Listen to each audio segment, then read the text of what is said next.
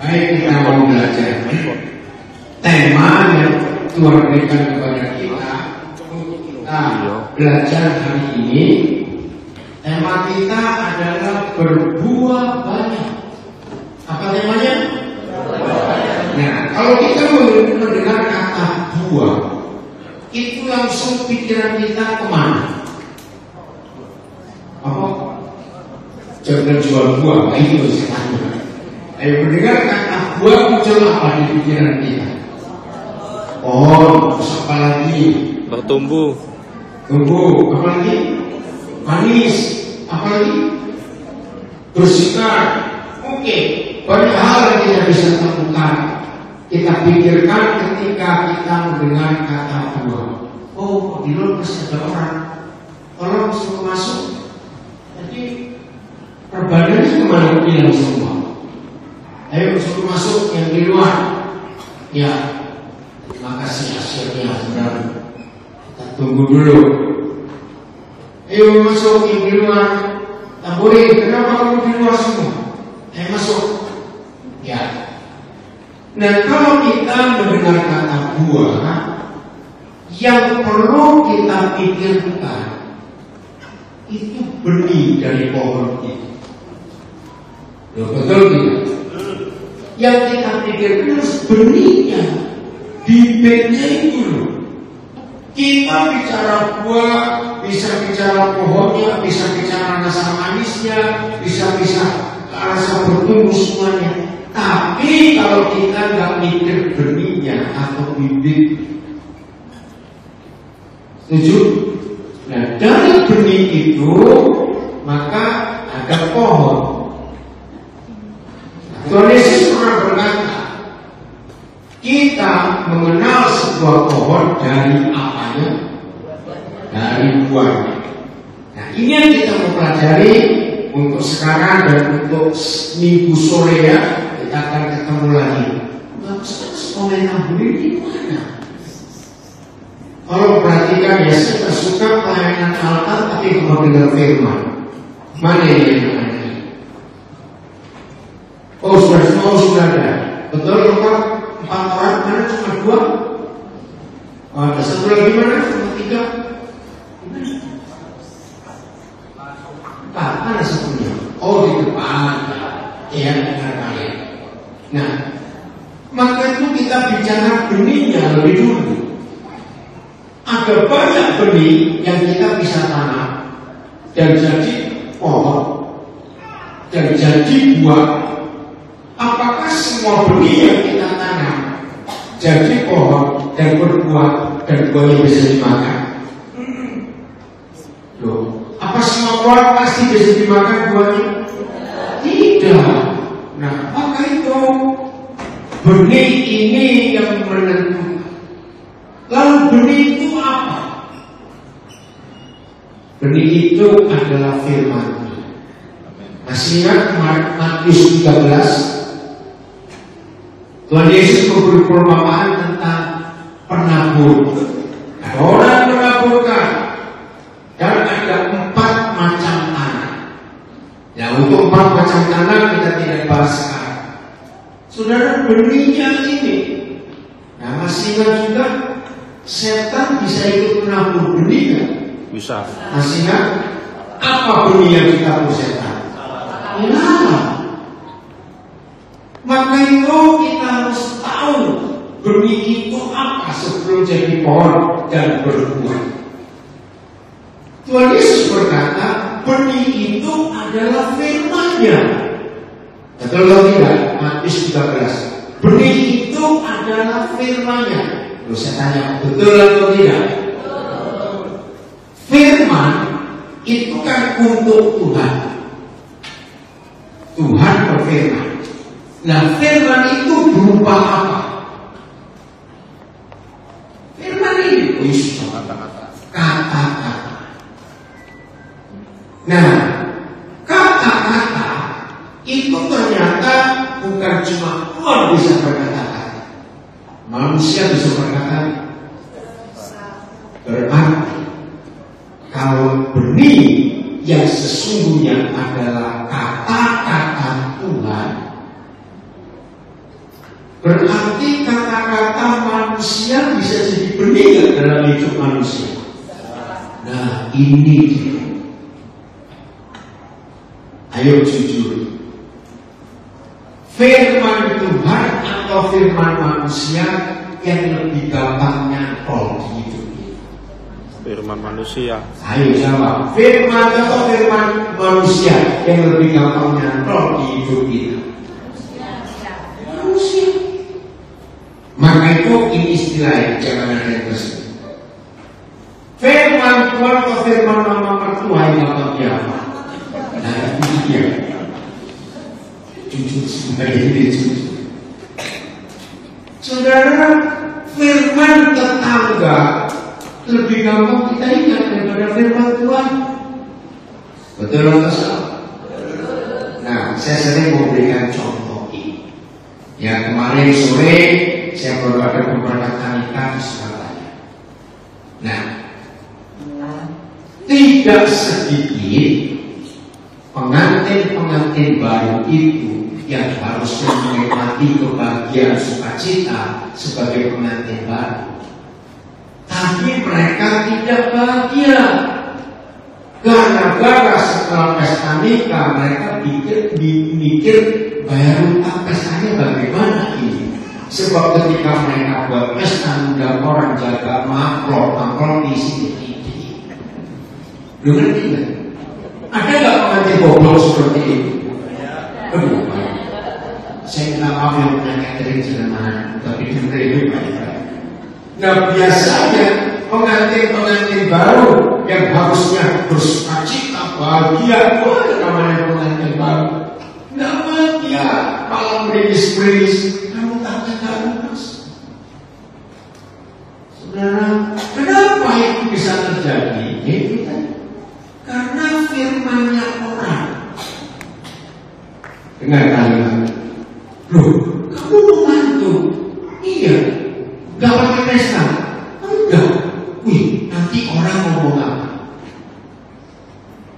Loh, ada kayak seperti itu.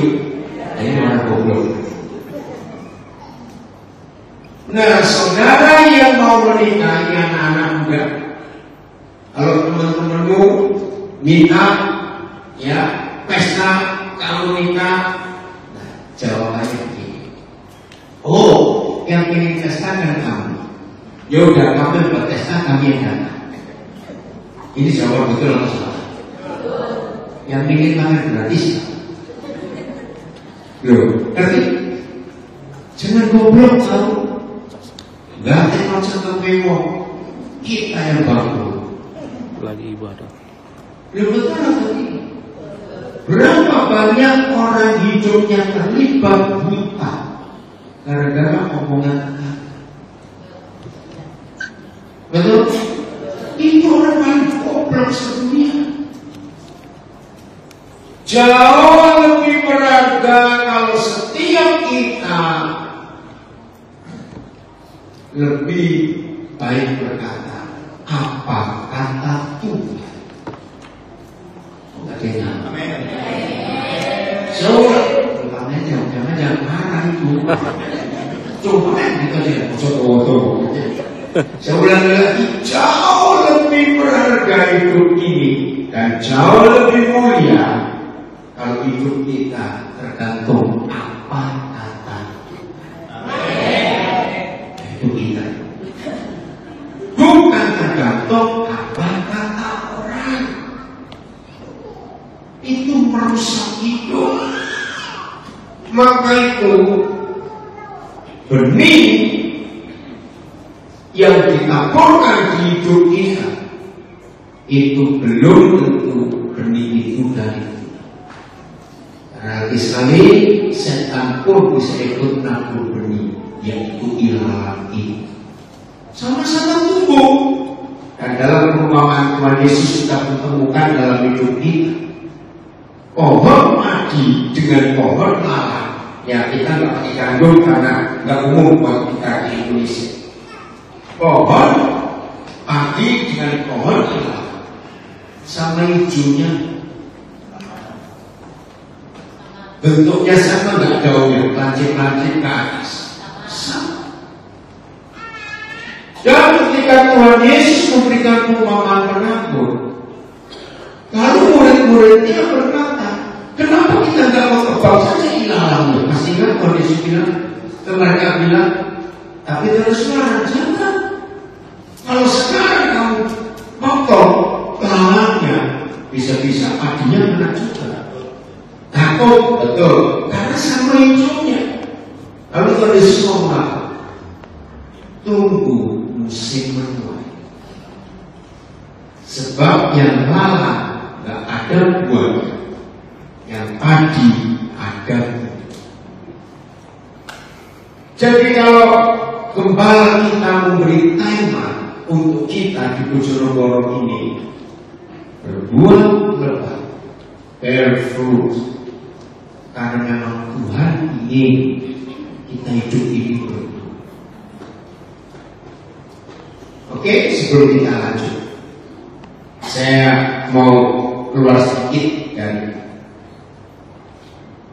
satu-satunya perbedaan yang paling mencolok antara kita yang percaya kepada Tuhan Yesus dengan agama apa saja di dunia. Bedanya di sini. Semua agama di dunia itu 100% menekankan ibadah. Catat ini, Pak. Maka itu penilaian mereka selalu ada, aktif gak kamu ibadah, rajin gak kamu sembahyang. Itu penilaian semua mereka.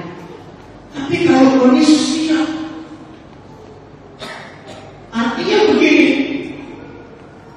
jangan sibuk hanya waktu latihan, jangan sibuk hanya waktu ibadah, karena buat Tuhan ini gak penting. Jangan marah dulu ya, berarti bukan gak boleh gereja, bukan itu. Maka itu ya, walaupun Tuhan Yesus hanya 3,5 tahun hidup pelayanannya, coba saudara hitung dari 4 Injil, gak sampai 5 kali yang tertulis, gak sampai 5 kali Tuhan Yesus ada di bait suci, gak sampai. Berarti 90% lebih aktivitas Tuhan Yesus selama ada di dunia justru di luar sistem agama. Dia lebih banyak di luar. Berbuah lebat. Percuma kalau cuma hebat mau ibadah. Karena berbuah lebat harus ada di luar sana, karena banyak orang yang di luar menanti buah. Ini konsep berbuah. Karena semua kita kan sudah jadi pohon buah. Dan untuk apa buah-buah itu numpuk hanya di dalam gereja? Padahal lebih perlu orang yang di luar sana. Setuju maksudnya? Mari kita lihat dulu Mazmur 92 mulai ayat 13. Mazmur 92 mulai ayat 13. Seharusnya kembali. Ada di layar? Ada ya. Mazmur 92, bukan 32, 92. Mulai mana? Pada? Pada? Oh, bukan. 14. Stop dulu. Mereka ini siapa? Menurut ayat 13. Orang benar. Orang yang oleh Tuhan Yesus. Nah, orang benar akan bertunas. Orang benar akan bertumbuh. Bertunas seperti pohon kurma, bertumbuh seperti pohon aras di padang. Lalu orang benar ini yang dimana ditanam di oleh Tuhan. Nah, ini ibadah. Dan itu betul. Tapi Papa nggak ingin kita hanya di dalam bait Tuhan terus. Lanjutkan. Yang ditanam di bait Tuhan akan Ayo, rajin pelayanan, tapi tidak suka benih firman. Berarti orang ingat Matius 5. Di ibadah ini jangan 100% hidup kita dari sini. Enggak. Kita harus ada di luar. Untuk jadi jawaban doa buat banyak orang yang ada di luar sana. Itu keribuan. Jadi, lagi sekali, 3 ayat ini di dalam Mazmur 92 ini satu paket yang luar biasa. Saya ulangi sebentar. Ayat 13. Siapa tentang siapa? Orang benar. Kita orang benar akan bertunas seperti pohon kurma dan akan tumbuh subur seperti pohon aras. Lalu ayat 14, orang benar akan ditanam di hadirat Tuhan. Itu ibadah kita. Tapi faktanya harus ada di pelataran. Karena itu ditumbuh oleh orang-orang yang di luar kita. Betul? Ayat 15. Terus, lihat ini. Ada sebuah usia. Baca. Pada masa tua. Oh. Nah, stop. Jangan bilang kata mereka. Pada masa tua pun siapa? Orang benar. Akan bagaimana? Masih berbuah. Terus, dan umum senang. Gak apa-apa. Terjadi kemungkinan. Gak usah pola-pola kecilnya. Pada masa tua, orang benar itu akan berbuah dan menjadi sehat dan segar. Oke, Pak Somo sudah sehat, setuju? Nah, anak-anak muda awas, dengar kakakmu usah marah-marah, awas. Saudara, maka itu saya katakan 3 ayat ini satu paket. Bahwa dibenarkan oleh darah Tuhan Yesus, ditebus oleh darah Tuhan Yesus, kita itu menjadi orang benar. Dan orang benar itu akan bertunas seperti pohon kurma, bertumbuh kuat seperti pohon aras di Libanon. Dan orang benar itu hidupnya harus di dalam bait suci, tapi kelakuannya harus dilihat orang di pelataran. Dan sampai tua pun kita harus tetap berbuat. Jadi nggak ada istilah pensiun. Nggak ada istilah pensiun sebab kita bukan PNS. Betul tidak? Yang pensiun cuma PNS. Anak-anak Tuhan, rekan sepelayanan Tuhan Yesus nggak boleh pensiun kecuali mati nanti dipanggil Tuhan. Nah, setelah kita renungkan 3 ayat ini, coba masing-masing kita jujur pada diri sendiri. Sejak kapan kita percaya Tuhan Yesus? Sejak kapan? Kemarin malam saya habis memberkatkan nikah di daerah Citraland, Surabaya. Lalu kami ada tanya di Jalan Bogowonto. Nah, terus melewati Jalan Indragiri ada Gelora Pancasila. Nah, saya bersama dengan 2 anak saya dan mereka belum pernah tahu tentang Gelora Pancasila. Nah, begitu taksi yang kami naiki bertiga ini lewat Gelora Pancasila, saya bilang pada mereka, ini tempat apa lahir baru 20 Agustus 1970. Itu saya lihat. Jadi berapa tahun yang lalu? 54 tahun.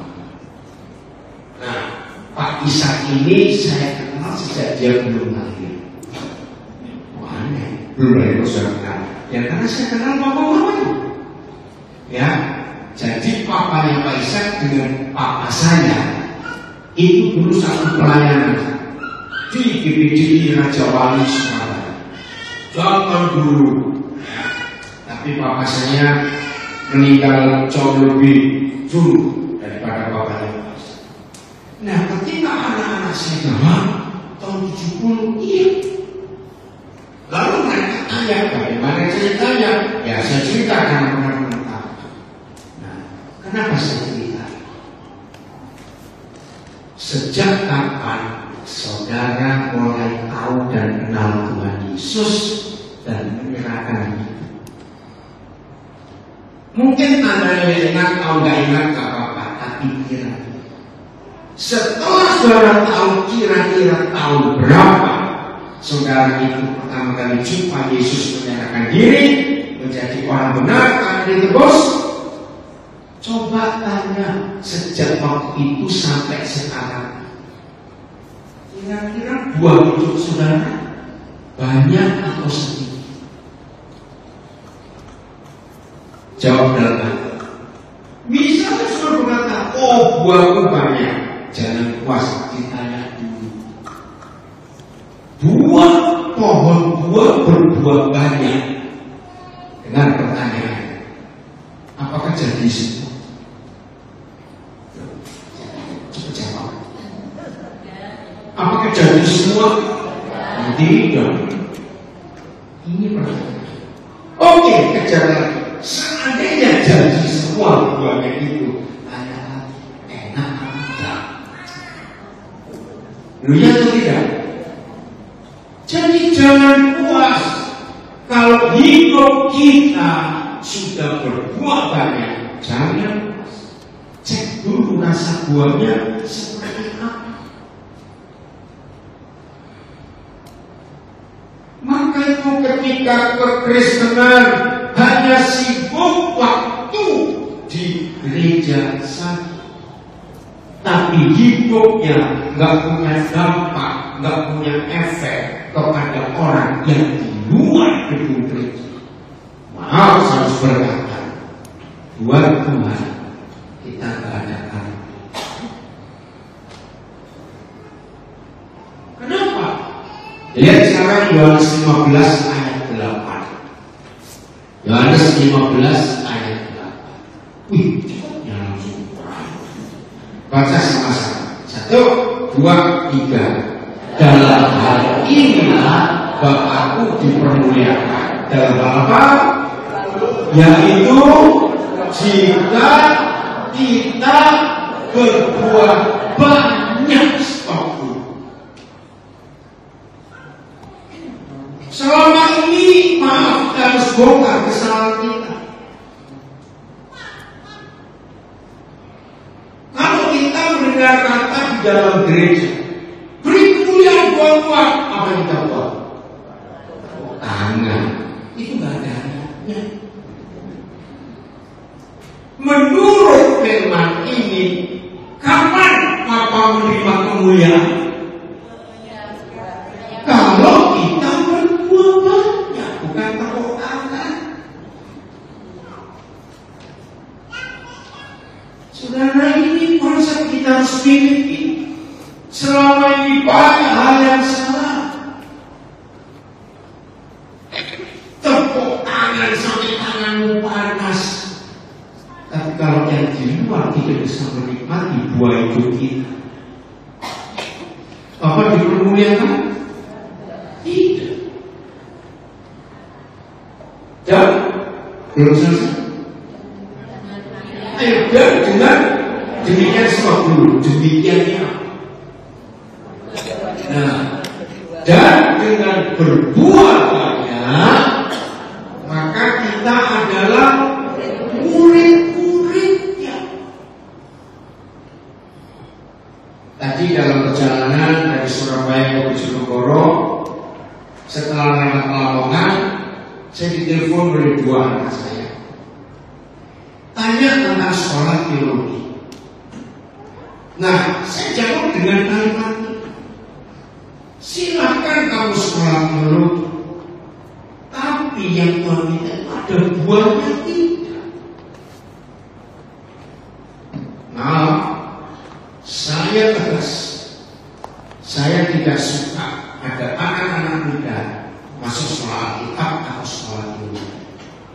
Kenapa? Kenapa? Sejak awal Tuhan Yesus tampil di dunia, penekanannya jadilah garam dunia dan jadilah terang dunia. Betul kan? Ini penekanan. Dan banyak ayat-ayat yang lain yang Tuhan Yesus minta. Kita itu di luar sistem agama, jadi berkat di dunia, jadi garam di dunia, terang dunia, apa saja untuk dunia ini. Saya bilang pada Tuhan, begitu ada orang Kristen punya gelar sarjana teologi, master teologi, dan doktor teologi, masuknya, kiprahnya, aktivitasnya dengan gelar teologi tadi itu jauh-jauh kemana? Gereja. Ayo kemana? Kalau punya gelar teologi nggak bisa ke dunia. Betul? Coba ngelamar PLN pakai ijazah teologi, Diguyur. Betul tidak salah. Justru yang punya gelar teologi itu hidupnya jadi sempit. Sampai saya tanya, sudah mulai muda belum? Baru 1 bulan, saya cepat keluar. Lebih baik cari sekolah sekuler. Oh, ada yang lain.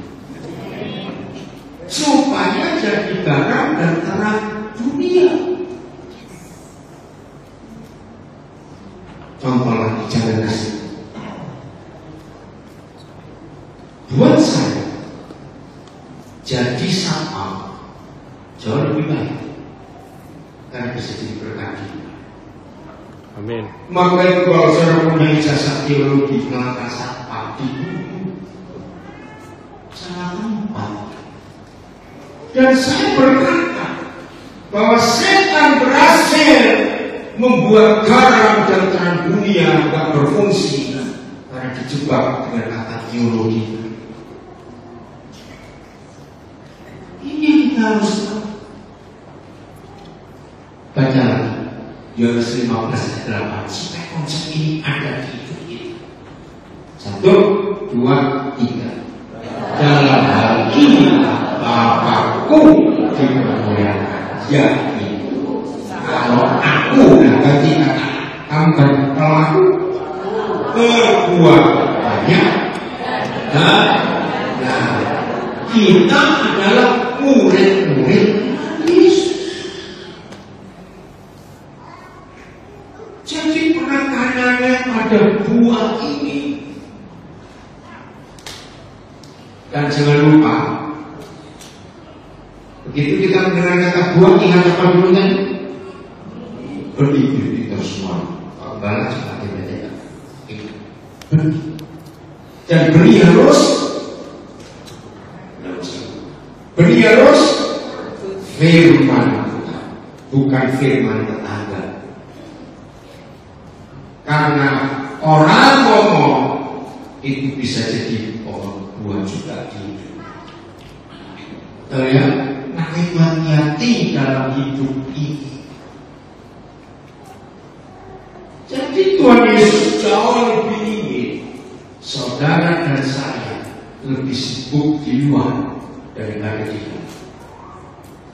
Karena di dalam kita selalu tahu semua, di luar yang masih perlu Tuhan dalam kita. Setuju? Saya katakan tadi. Amin. Mereka di luar sana masih perlu Tuhan lewat kita. Lukas 15 ayat 1. Siapa dan siapa?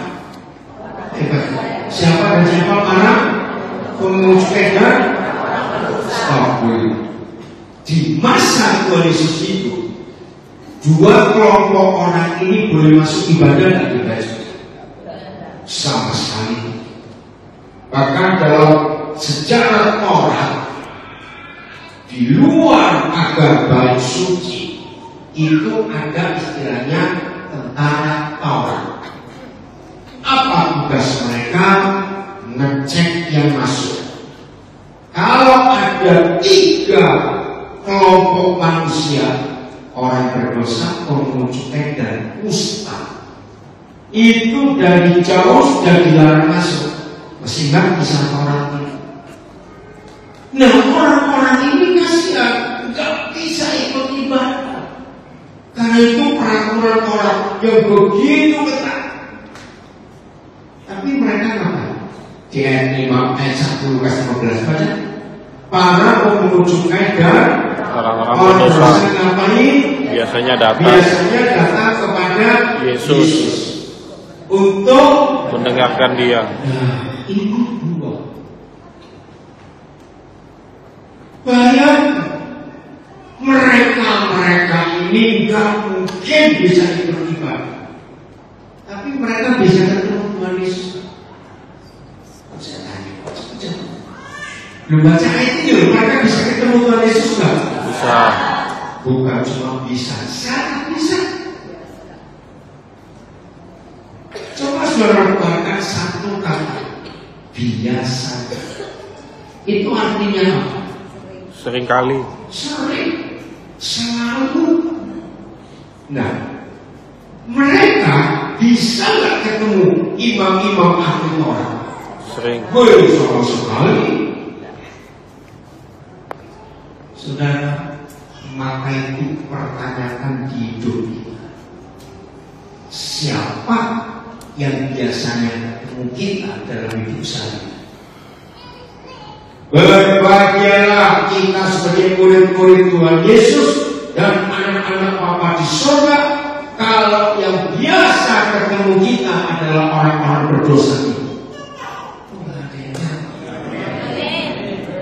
Kalau yang ketemu saudara hanya orang-orang yang sudah merasa suci, maka kita belum berbuat banyak. Catat ini. Sejak saya mengenal Lukas 15 ayat 1, maka saya menjadikan ayat ini hakim bagi hidup saya. Begini penilaiannya kalau kita berbuat agama.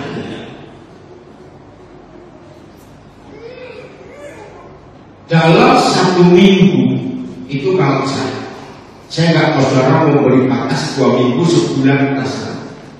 Dalam hidup saya, kalau dalam 1 minggu tidak ada orang yang orang berdosa mencari Tuhan, mencari keselamatan, mencari jawaban, mencari pertolongan kepada Tuhan lewat saya. Dalam 1 minggu itu tidak ada orang yang seperti itu. Langsung saya menghakimi diri saya. Daniel, kamu ahli Taurat akhir zaman, sehingga orang berdosa takut mencari aku yang mata. Ngerti kalimat saya? Nah, pertanyaan, kalau saudara tanya kepada saya, dalam minggu ini dari Jumat, dari Senin kemarin sampai Jumat ini, saya jawab kemarin sore. Keluarga pengantin yang undang saya untuk memberkatan, mereka mengingatkan saya di Hotel Ciputra di Jalan Raja Jumbo. Dan itu besar sehingga bapaknya nggak bisa melaut. Karena dia kaget. Pak, saya sudah sekian lama kerja di hotel ini, tapi belum pernah ketemu kayak bapak ini bisa ngajak cerita tentang kehidupan. Karena bisa ngerti. Dia muslim, orang semuanya mandurasi. Saya bilang santa, walaupun bapak ini berbeda, tapi bapak nggak pernah meributin agama. Bapak hanya mengenalkan diri. Saya hari ini dia libur, waktu saya tidak check out, berangkat ke Bojonegoro, nggak ketemu dia. Tapi sudah simpan waktu kemarin sudah mulai baca pengajian. Maka jangan hanya merasa hebat karena saudara orang Kristen, masih hebat kalau di gereja. orang memuji-muji, kalau kamu itu memiliki pujian luar biasa kehadiran Tuhan, tidak salah. Tapi sudah tambahan pertanyaan, untuk kamu di mana? Apakah orang pun bisa menikmati Tuhan lewat hidup ini? Kalau saudara hanya bisa dinikmati orang waktu di gereja, itu gak punya pengaruh besar. Bapak di surga gak dipermuliakan, karena kita sudah saling kenal semua. Setuju saya ngomong kalimat ini? Maka itu semua yang aktif di gereja, yang pelayanannya luar biasa, Minggu kebaktian, Senin doa jemaat, Selasa rapat, Rebo latihan musik, Kamis apalagi, Jumat apalagi, di gereja terus. Kapan kita jadi berkat ini? Maka itu Mazmur 92 tadi. Kita ditanam di mana? Di batu, tapi berbuahnya di dalam tangan. Jangan lupa konsep ini. Bagaimana kita jadi berkat? Saya cerita, ini pengalaman saya pertama, saudara. Hari Senin siang, saya cuma ceritain. Senin, saya terbang dari kota New York, Amerika menuju Jakarta. Sampai Jakarta Selasa malam. Rabu kemarin saya berangkat ke Surabaya karena pemberangkatan nikah hari Kamis dan Jumat kesini. Apa pengalaman pertama? Tanggal 4 Agustus ada pembunuhan di kota Philadelphia di Amerika. Orang Indonesia dibunuh oleh orang Indonesia, teman satu kos. Nah, saya nggak kenal mereka, cuma saya dengar berita itu. Tiba-tiba Robus gerakan saya untuk cari keluarganya, karena saya dengar berita itu ramai di sosial media. Korban ini nggak punya keluarga di Amerika. Keluarganya dia asli dari Surabaya, keluarganya di Jakarta. Begitu saya melacak dan ketemu anak korban, ternyata yang dibunuh seorang ibu umurnya 50. Nah, ternyata suaminya meninggal 3 tahun yang lalu. Jadi anak ini yakinnya, mendengar itu saya bisa merasakan. Lalu saya telepon, kaget juga dia. Kok saya bisa tahu? Mereka belum Kristen. Dan itu bukan urusan saya. Saudara, aku dengar cerita. Nah, terus saya tanya. Akhirnya dia bilang saya apa? Saya bilang, Papa kan berangkat ke Amerika. Saya dengan istri saya meninggalkan Jakarta tanggal 22 Agustus. Terus saya tanya, apa yang Papa bisa tahu? Tiba-tiba anak ini bilang, Pak, kalau bisa, berapa barang Papa yang masih bisa dibawa? Tolong bawa. Oh, baik kalau begitu. Nah, harus kontak siapa? Nah, ternyata ada seorang gembala di Belanda saya kenal. Nah, akhirnya saya bilang, ada nggak barang-barang korban? Oh, masih. Karena polisi sudah mengumumkan. Ya udah, saya siap untuk bawa. Karena kebetulan hari Minggu. Jadi Minggu tanggal 1 kemarin. Saya masih pelayanan di Philadelphia sampai sore. Nah, sebenarnya saya tanya, saudara, ketika kotak ini berjalan terus, tiba-tiba anak ini berkata, Pak, karena ibunya dikremasi, bisa nggak Bapak bawakan abunya Pak? Saya tahu juga, saya belum pernah perjalanan bawa abu orang meninggal. Nah, istri saya dengar ini kaget, Pak, dia tolong bawa abunya. Saya bilang, saya nggak keberatan walaupun saya nggak punya pengalaman untuk itu. Ternyata urusannya ribet. Untuk bawa abu jenazah harus punya surat dari KBRI, harus punya surat kematian. Waduh, sudah. Untuk waktunya masih panjang. Jadi saya saya diminta data saya, tinggal alamat di mana, nomor telepon di mana, saya tuh sampai ini. Kenapa bapak aku cuma begini? Dalam hati saya, nggak apa, saya nggak ambil. Kan kita tinggal di mana, minta foto, paspor, semuanya sudah saya kasih. Selasa malam saya pulang, yang mau jemput warga besar. Kesempatan saya mintakan film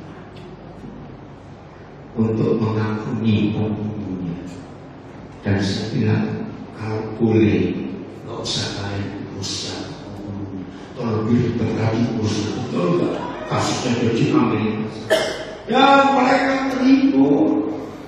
Sampai saya harus menyewa satu ruangan di Bandara Soekarno-Hatta buat penyerahan aku, buat saya buat ibadah sikap. Saya nggak tanya agama. Tapi kesaksian jadi bisa jadi berkat untuk siapa saja.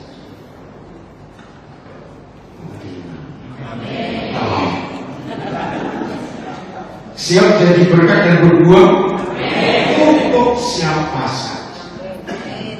Oke, inilah tujuan Tuhan. Oke, saya akan masuk pada bagian kata nomor 50. Coba kita buka Markus 2 ayat 12. Salah satu kisah tentang hidup yang berdua ada di Markus 2. Markus 2 ayat 12. Markus 3, Markus 2 ayat. Baca sama-sama. Dan orang itu pun keluar, bangun, segera mengangkat tempat tidur di sepak dulu. Aslinya kisah ini orang lumpuh kita semua ya. Oke, ulang lagi baca.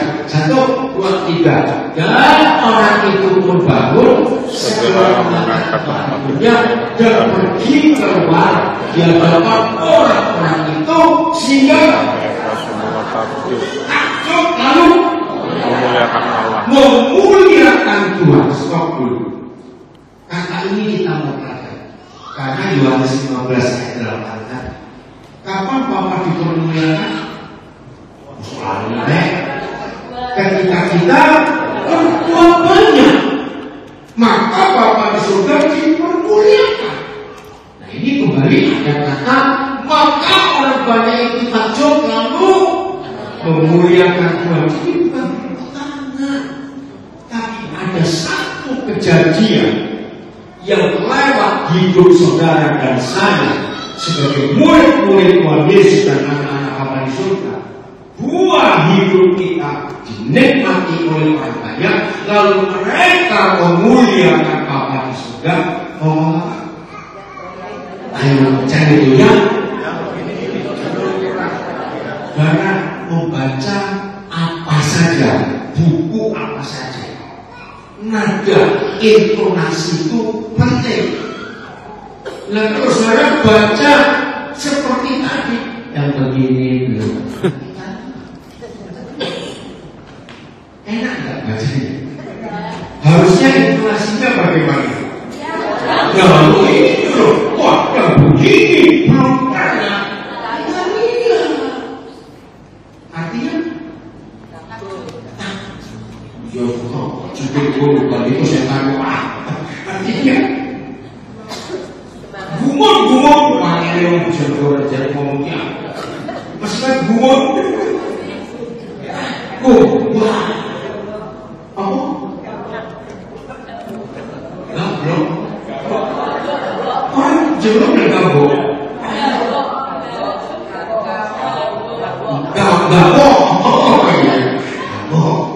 saudara. Nah saya tanya orang yang sedang gawok atau takjub atau kagum atau gumun itu karena apa? Sesuatu yang sering terjadi atau yang belum pernah terjadi? Nah itu jawabannya. Nah agama itu sebuah rutinitas. Betul tidak? Agama itu melakukan rutinitas yang berabad-abad sama terus. Nah, itu ritual. Nah, pertanyaannya, segala sesuatu yang dilakukan oleh sekelompok orang yang rutin itu bakalan buat orang gawok, mood atau tidak? Enggak. Tapi begitu kekristenan ini melakukan sesuatu yang baru, orang akan heran. Amin. Dan segala sesuatu yang baru itu hanya oleh kuasa Roh Kudus. Roh Kudus tidak pernah melakukan rutinitas.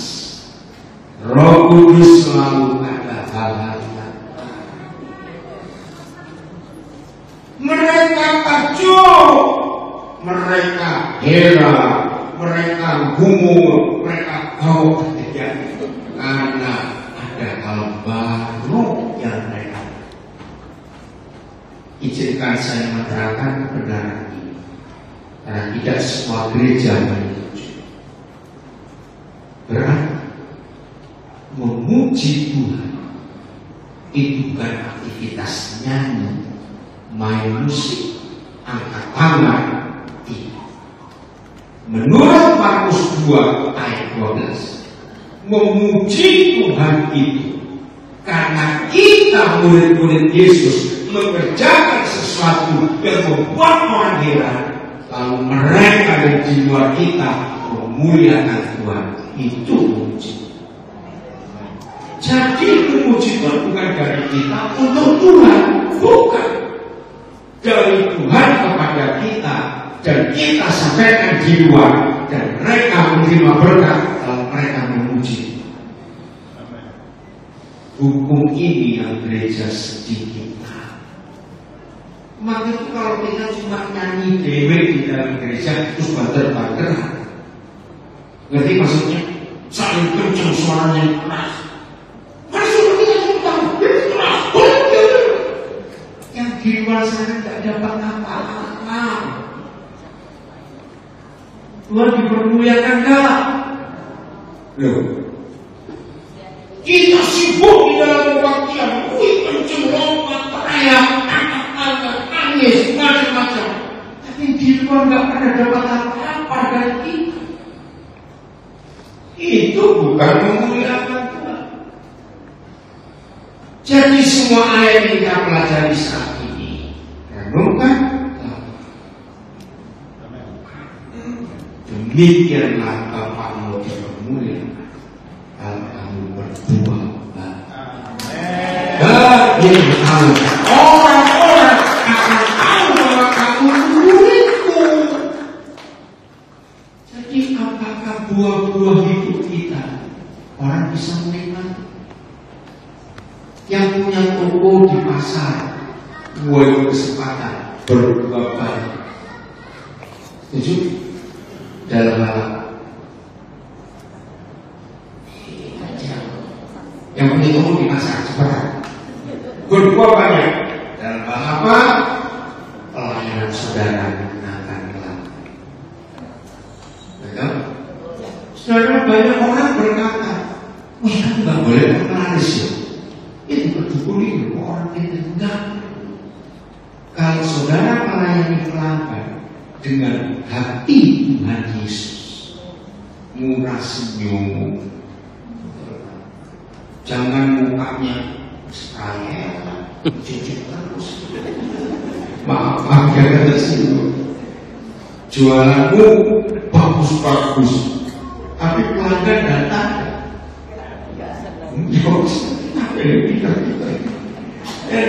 Ketika ada pelanggan mau mampir toko saudara, tidak macam enak banget.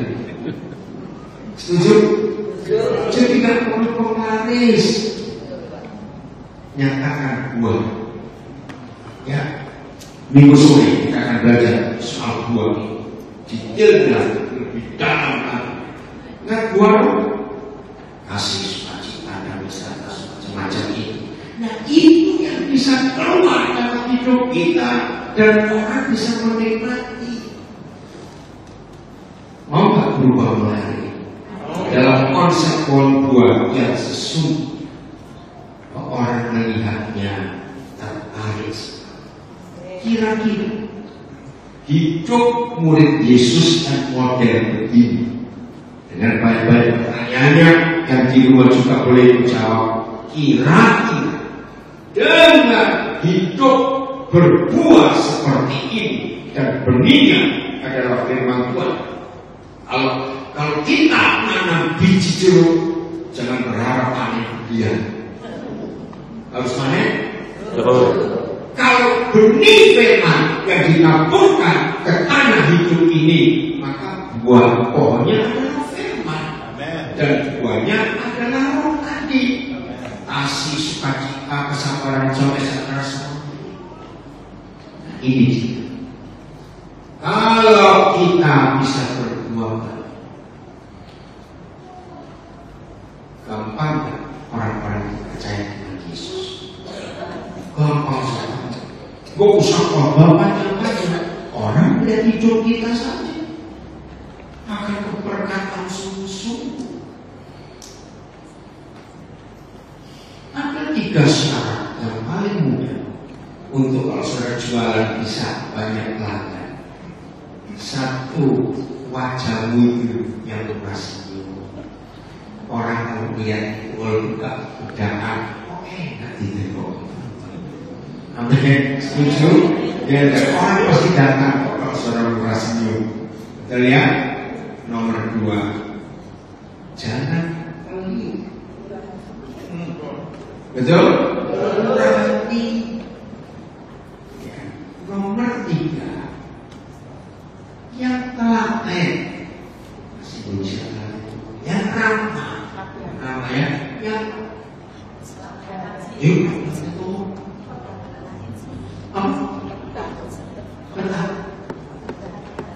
sabar, ya simpel itu bahasa Jawa. Percaya, pelanggan saudara akan menikmati. Betul, jadi ini hukum kasih, ini buah. Maka itu banyak orang akan percaya kepada Yesus dengan sikap hidupnya seperti ini. Setuju? Coba tanya kiri kanan, baru manis seperti itu. Ayo, coba tanya kiri kanan.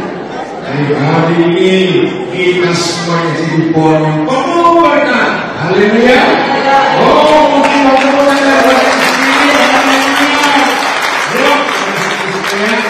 kita ini persoalannya. Puji Tuhan. Bagaimana? Mau doa dulu.